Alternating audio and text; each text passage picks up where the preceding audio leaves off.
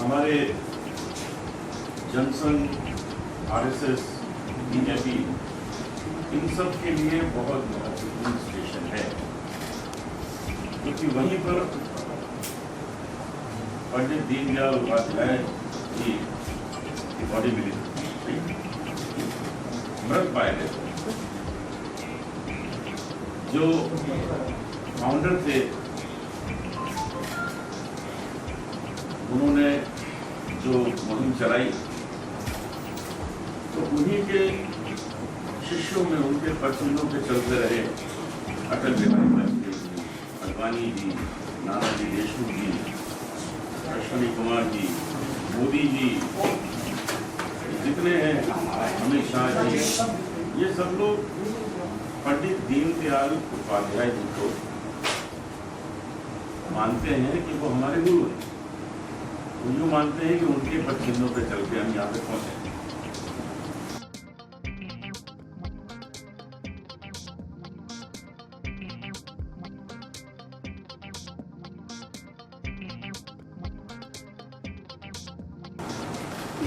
ये पहली बायोपिक होगी कि जिसमें हमने 6 गाने यूज किए हैं और ये सारे गाने कृपा है अनु जी की बच्चों के ऊपर। बच्चों की सदैव बड़ाई करते हैं और बच्चे बड़े प्रफुल्लित होकर के जो भी काम करते हैं। तो बच्चों का एक गाना भी बहुत पॉपुलर है, नैनों की बात नैना जाने है। ये आशीर्वाद रहा उन बच्चों पे अनु जी का। और इस फिल्म में भी 6 गाने जो इस्तेमाल हुए हैं वो आप लोग सुनेंगे, आप सभी को अच्छा लगेगा। एक जनता को संदेश देने के लिए और एक नई जनरेशन को संदेश देने के लिए उन गानों का उपयोग किया गया। और एक गाना तो ऐसा है, जब आप लोग सुनेंगे अमित जी ने जो गाया है वो तो बड़ा ही पॉपुलर होगा गाना, ये मेरी ऐसी आशा है।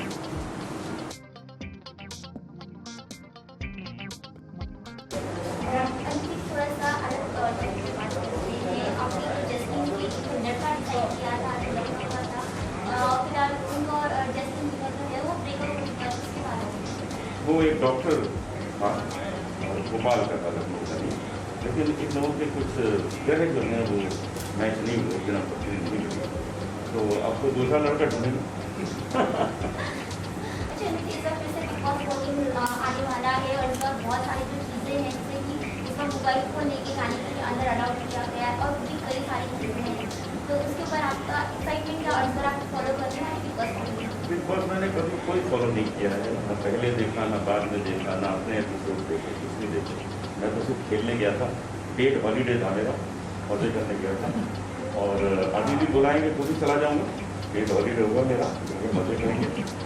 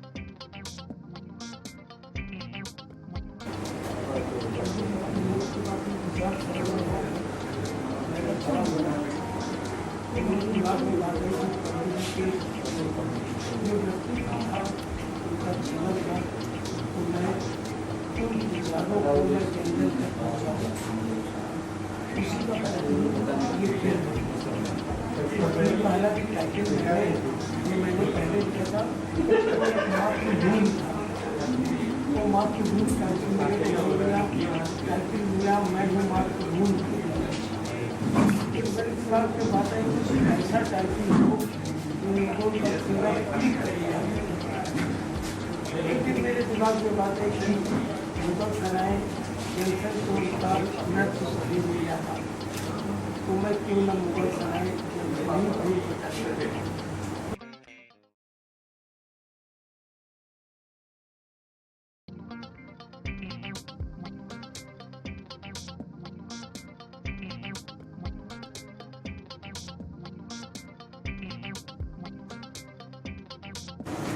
सितंबर हमें बहुत कुछ डेट उसकी लगती है और आज से आपको इसकी सूचना भी हर जगह दे देंगे और हम इस फिल्म को सारी दुनिया को दिखाएंगे और लोग बहुत कुछ सीखेंगे कि ऐसा व्यक्ति जिसने देश के निर्माण में इतना काम किया है, लोगों के अंदर इतने अच्छे विचार दिए, उसके बारे में लोग विस्तार से जान सकेंगे उनके जीवन के बारे में। मैं चाहूँगा कि महावीर जी के बेटों के लिए भी हम दो बात करें। वो बड़े संगीतकार नेता हैं।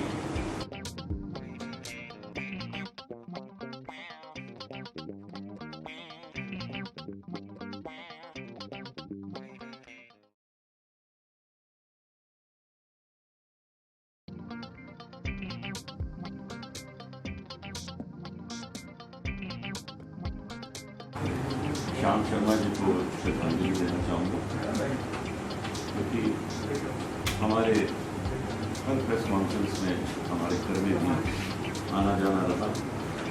बहुत ही मधुर स्वभाव के व्यक्ति। कोई भी व्यक्ति जब अपने संपर्क में इतने अच्छे संपर्क में हो जाता है तो सच में बहुत दुख होता है। उनके पूरे परिवार को अपनी ओर से यही कहेंगे कि ईश्वर आपको शक्ति दी सहने की और हमारी श्रद्धांजलि उन तक पहुँचे।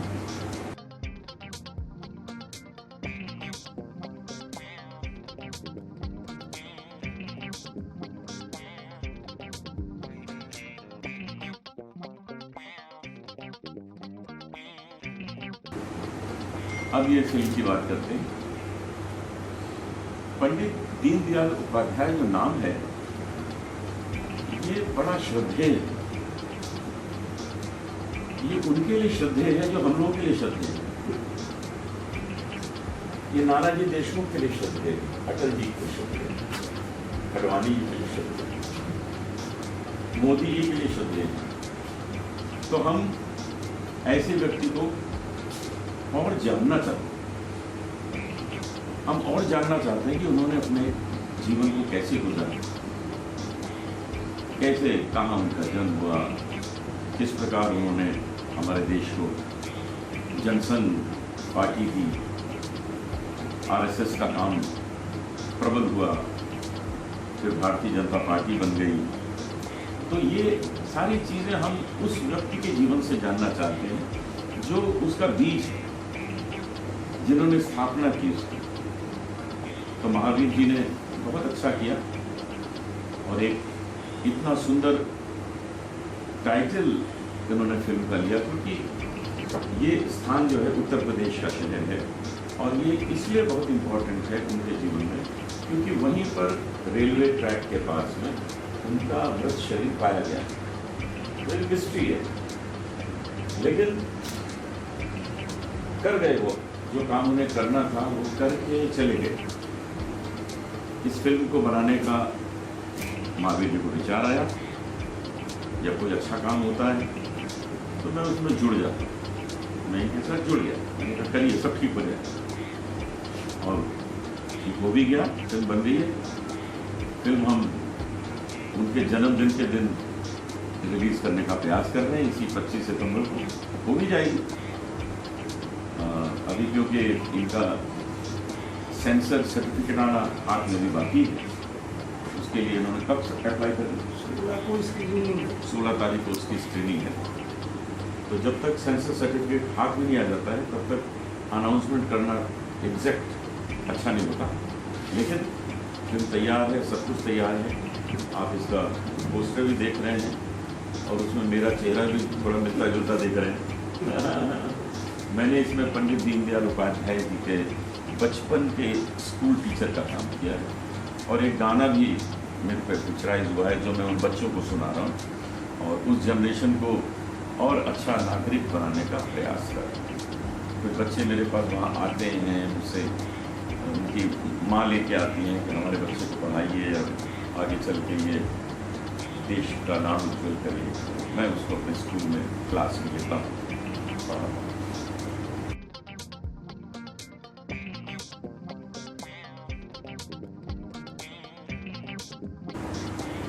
किसी को कुछ प्रश्न करना हो तो कर सकते हैं। कुछ कहेंगे सर? फैसला आप कहेंगे? महावीर जी कुछ कहेंगे?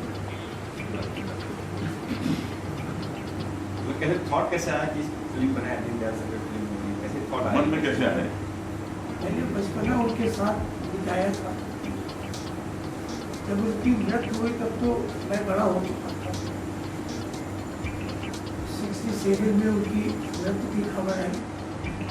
क्योंकि हम लखनऊ में थोड़ी दूरी पे उनका मकान था जहाँ पर उनकी कर्मभूमि थी, वहाँ पे एक प्रेस लगा हुआ था और वो बच्चों को बहुत मानते थे। बहुत ही छोटे छोटे और भी बच्चे राजेंद्र नगर के जाते थे, उनको मानते थे।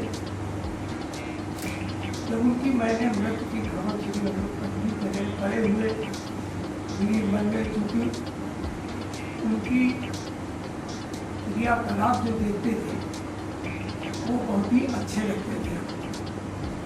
देश के प्रति सदैव, और आप लोगों को भी मालूम होगा, वो बहुत निर्धनता में जन्म लिए और ये शायद, हालांकि हमारे और भी महान महापुरुष हैं जिन्होंने देश के लिए अपनी जान कुर्बान की है। उनको मालूम था कि मेरी मृत्यु होगी इसमें, इस कार्य करने से, और देश के लिए वो सदैव, यही व्यक्तित्व था पंडित दीनदयाल जी का। उन्होंने इतनी निर्धनता में अपना जीवन बिताया, पर और उस समय ग्रेजुएशन वगैरह करने में वो थ्रू आउट फर्स्ट डिवीजन ही रहे। तो मैं उनके व्यक्तित्व की कहानी सुनता था, अटल जी ने भी कई बार बताई, और हमारे राम शंकर शुक्ला जी जब हमारे क्षेत्र से जनता का चुनाव लड़े तो हमारे उनको चाचा जी कहते थे। उनकी पंडित जी की ज़्यादा तो बाल अवस्था में इतना दिमाग में हमारे उनका व्यक्तित्व बैठ गया था, वो अभी तक नहीं निकला है और न कभी निकल पाएगा। मैं उनकी रिस्पेक्ट इसलिए ज़्यादा करता हूँ कि एक व्यक्ति जो निर्धन इतना है, वो तो पहले अपने पेट के लिए सोचेगा, पहले भाई पेट भरे। पर पंडित दीनदयाल जी का व्यक्तित्व ऐसा था कि उन्होंने सदैव देश के लिए ही सोचा। उनके मित्र थे महाशब्दे जी, ये हमारी फिल्म में डायलॉग भी मैंने डाला है। वो महाशब्दे जी ने पूछा था, और उनके परम मित्र थे राम प्रकाश गुप्ता जी, जो चीफ मिनिस्टर उत्तर प्रदेश के थे, अभी तो ईश्वर में विलीन हो गए। महाशब्दे जी ने कहा था कि पंडित जी आप शादी क्यों नहीं कर लेते? तो उन्होंने, पंडित जी ने उल्लेख किया था एक महापुरुष का, शंकराचार्य जी का। शंकराचार्य जी ने भी शादी नहीं की थी, तो कहने उनका उल्लेख करके हुए बताया महाशब्दे जी को कि शादी ही करना बहुत जरूरी नहीं देश के लिए, बगैर शादी गृहस्थ आश्रम बसाए हुए जो मैं देश की सेवा कर पाऊंगा, उतना मैं परिवार चला के मैं देश की सेवा नहीं कर पाऊंगा। ये पंडित जी के विचार थे। कलाकारों का चयन की किस तरह चयन होता है? कलाकारों का तो चयन, मैंने बताया कि अर्थ की व्यवस्था थी, आर्थिक व्यवस्था आपको करनी थी, और ये बड़ी फिल्म थी। मनोज वाजपेयी जी को मैंने कास्ट करने की सोची थी। उसके बाद जब मैंने बजट जोड़ा तो 5 करोड़ हमारा जा रहा था। फिर उसके बाद भाई साहब शेखर सुमन के पास ले गए हम थी।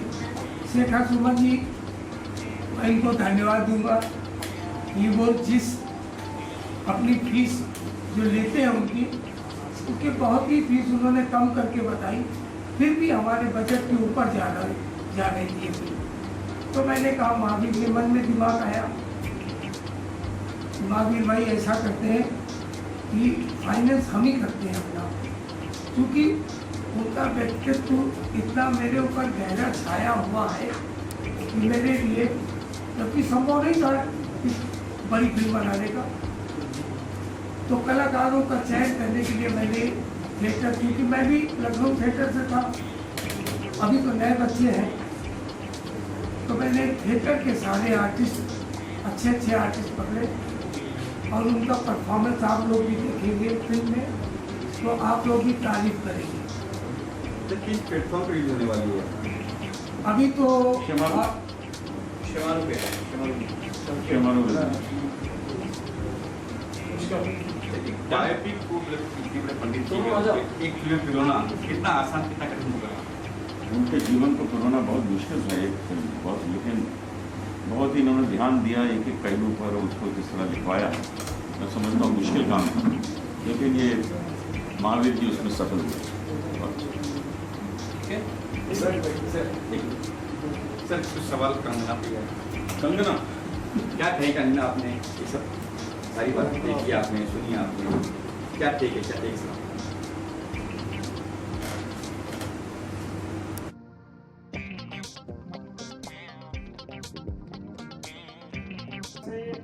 आज का ये माहौल खत्म हुआ, सोच रहा है समय का आशीर्वाद चाहिए। ये फिल्म काफी हिट हो और पंडित दीनदयाल जी का नाम लोगों ने जिस तरह से लेकर एक अच्छा शुरुआत किया है, उसी तरह अच्छा सब कुछ है। धन्यवाद, धन्यवाद।